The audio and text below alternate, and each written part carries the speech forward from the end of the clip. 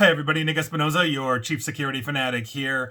And it is the end of the year. And so, as we are doing all of the wrap ups, as I do every year, this is the top tech, cyber, and privacy news of 2023. Now, if you are a regular, longtime follower of mine, you know that pretty much every day I do news segments. I have a radio show as well that I do segments on bi-weekly, etc., etc. And so I have a ton of notes that I save throughout the year on breaches, on privacy news, all that kind of stuff. So I went through all of my notes for the entire year looking for some of the most interesting and best things that I thought were the top stories. Some of these you'll remember, some of these you might not, but I thought they were good. And I'd also love to hear feedback. If you think these suck, there it is. But we are going to basically start by order of time. And the most interesting thing near the beginning of the year actually started in February, and that would be, if you recall, the Chinese spy balloon.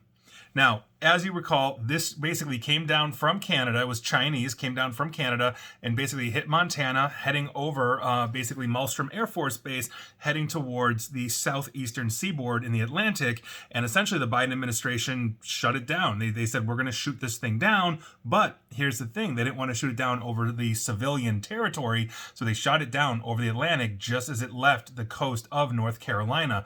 Now, here's the interesting thing, because we learned stuff going on throughout the year with the Chinese spy balloon. First things first was that because the Chinese were using a spy balloon, it didn't seem like their satellite technology may not be up to snuff compared to, let's say, us or other countries. The other side of it was we learned that the United States was jamming it the entire time. And what we just learned literally in the last week or so, sitting here in December of 2023, was that essentially it was connected to a United States-based internet service provider in order to communicate back to China. So that's being looked at right now. But the Chinese spy balloon story still goes on, and obviously it was massive news. Saturday Night Live hilariously made fun of it with Bo and Yang, their Asian cast member, being the Chinese spy balloon, just being snarky about it.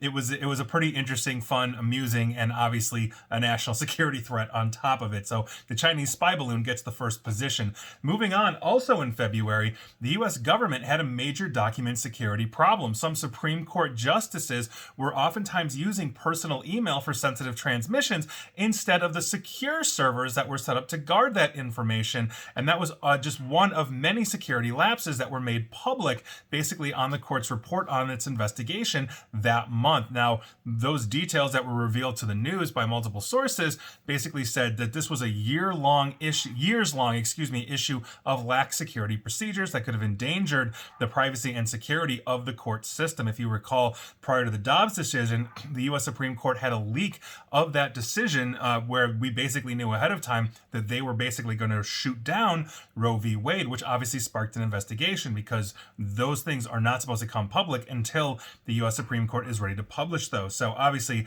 that's a real interesting one as well. On top of that, sticking in the United States, we have to talk about President Biden, because in March, they had the National Cybersecurity Strategy, which was Biden's big cybersecurity push. And quite frankly, I'm a fan of that because we need better cybersecurity laws and streamlining here in the United States. And to quote the beginning of the National Cybersecurity Strategy, in this decisive decade, the United States will reimagine cyberspace as a tool to achieve our goals in a way that reflects our values: economic security and prosperity, respect for human rights and fundamental freedoms, trust in our democracy and democratic institutions, and an equitable and diverse society, end quote. And so with that, we were off to the races with the National Cybersecurity Strategy. Obviously, we have a long road ahead of us, years as we are trying to integrate this. Now, in April, we started to see U.S. states looking into banning TikTok, at least on government-issued devices, the first one being South Dakota. Now, also around that time, Mr. Shou-Zi Chew, CEO of TikTok, was basically interrogated or questioned by the U.S. Congress, and that ended up being an absolute complete joke of an interview, and I did segments on everything I've talked about here, but by virtue of that, a lot of states, starting with Governor Kristi Noem of South Carolina, basically saying, hey, we're going to start banning this on government devices and all of that. If you're a longtime listener, follower, viewer of mine, you know my thoughts on TikTok. I think it's an absolutely horrible platform, and it's a surveillance tool first, stupid video challenge platform second. Also, In April/May, around that time, the Pentagon had a data breach. Now, a large cache of what appears to be classified Pentagon documents started circulating on social media channels, and obviously that was a huge headache for U.S. intelligence agencies, as basically numerous allies then started to have to be were forced into denials over a lot of these leaks, including Israel. Now, half a dozen photographs of printed classified documents, mostly pertaining to basically the state of the Ukraine war at the beginning of March, started to be shared on Russian Telegram channels, and basically that started really hitting, between April and May, even though this suggests that it had started earlier. So obviously that was a huge problem as well. On top of it, in May, we learned that TikTok was actually tracking a journalist via her cat. Now, here's what happened 2 days before Christmas on 2022. And again, we learned about it in May, but it happened back then. 2 days before Christmas in 2022, TikTok called a London-based journalist, Christina Criddle, to tell her that 2 of its employees in China and 2 in the United States had viewed her data from her personal account without her knowledge or her consent. Now, Miss Criddle's TikTok account was basically on her personal mobile phone, and it was under the name of her cat, Buffy. Now, her own name and occupation were not mentioned in the bio, but apparently the TikTok employees in China and the United States were actually able to link her to that, obviously getting all the data that TikTok collects on you, including GPS location, messages, everything. So that obviously was a huge issue, and journalism needs to be protected as it keeps basically democratic countries aligned in the sense that it can expose corruption, et cetera, et cetera. Now, in June, Microsoft warned that Chinese state-sponsored hackers had compromised critical U.S. cyber infrastructure across numerous industries with a focus on gathering intelligence. So in other words, we learned that many critical sectors basically were hit and compromised by Chinese intelligence, it looks like, in June and prior to that. Obviously, we are continuing to see that kind of news unfold, with the latest one being in the last 3 weeks or so. So obviously not a good thing. Now, in July, a federal lawsuit, basically the first one of its kind, claimed that OpenAI trained its ChatGPT large language model using millions of people's stolen data. Now, the suit that was filed on Wednesday, June 28th in the U.S. District Court in San Francisco by the Clarkson law firm accused OpenAI of carrying out a strategy to, quote, secretly harvest massive amounts of personal data from the internet, end quote. That is not the only lawsuit that ChatGPT has faced in 2023, not to mention probes by other countries, but we'll be talking about that sooner than later here. Now, on top of that, also in July, we found out that Meta, aka the owners of Facebook and Instagram, were complicit in human trafficking. Now, to be clear here, this is not the first time that Facebook, aka Meta, has been involved or accused of these kinds of activities or allegations. Florida Attorney General Ashley Moody shared the results back then of a statewide survey, which went out to 80 law enforcement agencies across the state, including all 67 sheriff's offices, and revealed more than half of the reported cases of social media use in human trafficking used Meta platforms like Facebook, Instagram, Messenger,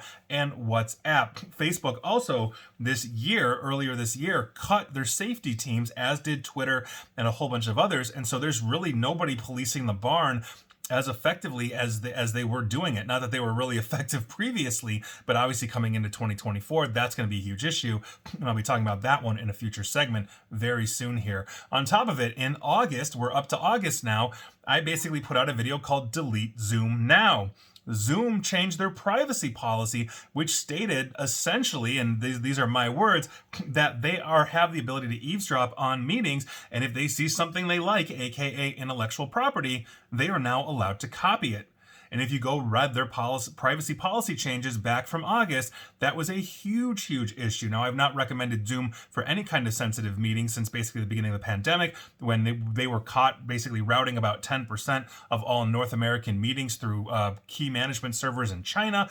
So the Chinese had the decryption system. There's a lot of privacy issues and ties to the Chinese government that make Zoom not a preferable platform, but tens of millions of Americans are using Zoom almost every day, even post-pandemic, where many of us are still working remote. So that's obviously a huge issue. Now, in September, the Chinese government banned Apple. but it banned Apple specifically from government employees using Apple products. But I think more will be coming because their workers are no longer allowed to use those devices at work or even bring them into the office premises. Now, this is a direct, it seems apparently, retaliation for the United States banning Huawei and ZTE, both Chinese-based mobile phone makers. But this significant expansion of the longstanding Beijing policy, which aims to cut reliance on foreign technology amid basically foreign cybersecurity threats. So they were essentially blaming Apple, or claiming, I should say, Apple was basically a surveillance tool for foreign governments. And since Apple is a US-based company, it would stand to reason that they would do that. That said, I think we're going to see a big shift in that, and Apple is a huge presence in China right now. I can personally attest to that, being in the Wang Fujing district in Beijing personally, and going to that Apple store, which was like 4 stories. It was absolutely massive and completely packed. So Apple, I don't think, is going away anytime soon unless the Chinese government decides it is, in which case Apple's out of luck, because when the Chinese government says something, it happens in that country. Now, in September, a mobile app used by Immigration and Customs Enforcement here in the United States that monitors certain migrants basically was found to be collecting large amounts of sensitive data with basically uncertain protections regarding how that data was being used or stored, and that is according to public records that were obtained by Just Futures Law Legal Project, basically a right to privacy. And so whether you're an immigrant, whether you're a citizen, wherever you are in the world, privacy is a human right. And if a government is collecting a vast amount of data on you without your knowledge or consent, especially in a country that purports to be free like the United States, that's a big problem. I'm not talking about the immigration crisis or any of those kinds of issues. Privacy is a human right. Don't forget that. Now, in October, as we keep going here, the California Department of Motor Vehicles, or DMV, basically suspended Cruise's deployment and testing permits for its autonomous vehicles, essentially effective immediately statewide. Now, the news followed a barrage of safety concerns and incidents since Cruise, which is owned by General Motors, received approval in August for round-the-clock robo-taxi service in San Francisco. We saw a lot of protests regarding that. People were putting orange caution cones on the hood of the Cruise car, which was shutting it down. Cruise cars ended up in a cul-de-sac for some reason. Just their AI just took them there. They jammed it up. They had traffic jams that they couldn't get through, and then basically snarled traffic when they all locked down. Cruise employees had to manually come and actually get their cars. It was a complete and utter mess. But what it showed us is that autonomous driving is not where we think it is. It's not 100% yet. And as it's coming, we've got to make sure that we are doing it safely, properly, and in a fully vetted way, because we don't want to see humans killed, which we, interestingly enough, have seen in the past as a result of these kinds of things, like the incident with Tesla in Arizona, which I think actually wasn't necessarily Tesla's fault, but it really underscores the issue of how aware these cars are or not. Now, in November, TikTok started rehabbing Osama bin Laden. Now, obviously not TikTok itself, but users started posting videos about saying, hey, here's words from Osama bin Laden, and you know what? Maybe this dude was right. And so surveys came out as a result of that. Remember, this is like just a month-ish ago. Around 1 in 5 surveyed teens to early 20s on TikTok now have a somewhat favorable to more favorable view of the 9/11 mastermind. That is absolutely insane, but I think it really underscores the level of disinformation that we are seeing here in the United States. And it's going to get a whole lot worse in 2024. Wait for my video on New Year's Day, or my podcast, and actually my radio segment on New Year's Day regarding that very specific thing. Now, in December, literally the month that we are in, we learned that roughly half a dozen videos, which basically had celebrities in the West, American and European, sent personal messages to a Vladimir on Cameo. These celebrities were making Cameo videos for them. Now, if you don't know what Cameo is, it's a website where you, just a regular user, can pay for personalized messages from celebrities and other prominent people. Now, these celebrities were urging Vladimir to kick his drug abuse problem. Now, the interesting part about this, and I think it's evil genius, is that these were bought by Russian intelligence and essentially played on Russian TV, as they were basically, the Russian TV was spewing out disinformation that Ukrainian President Volodymyr Zelensky was a drug addict. Now, those celebrities that were featured in this campaign that were wishing all the best to Vladimir to kick your drug habit, we know you can do it, buddy, were Elijah Wood, who was Frodo in Lord of the Rings, Dean Norris, who was DEA agent Hank Schrader in Breaking Bad, Kate Flannery from The Office, who played Meredith, she was the alcoholic, Priscilla Presley, which is the daughter of Elvis, and Mike Tyson, the prize fighter, among others. And obviously, that's evil genius. Now, what happens when you're in Moscow just as a regular person watching TV and you're seeing freaking Frodo from Lord of the Rings basically saying, "Hey, Vladimir," and you're understanding it to be the president of Ukraine, we know you can kick that habit. It really reinforces that disinformation. That's what we're going to be walking into in 2024, and I think it's an important one. And finally, also in December, and again, there's no finally here, it's just, this is the last one I'm going to talk about. The European Union is now investigating social media company X, formerly Twitter, over suspected breaches of obligations, partly relating to posts following the Hamas attack on Israel.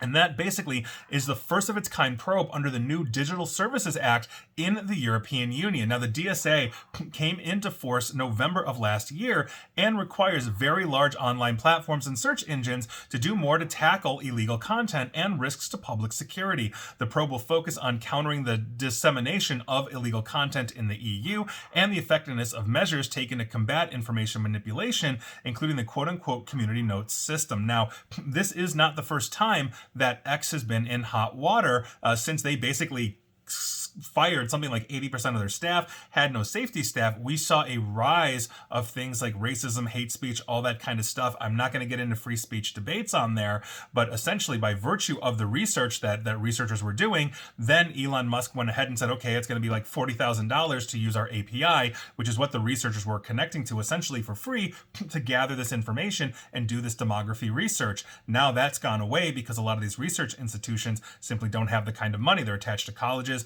they're on small grants, they've got to hire researchers, et cetera, et cetera. So $40,000 is essentially killing the research community that was using Twitter kind of as a bellwether. And so those were the biggest stories of 2023.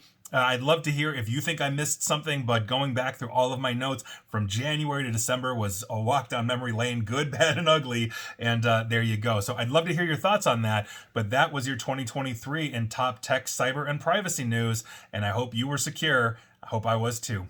And please like, share, follow me here on Facebook and Twitter at NickAESP. And please feel free to subscribe to me at YouTube as well. And as always, stay safe, stay online, and please attempt to stay private and have a great and secure 2024. Take care.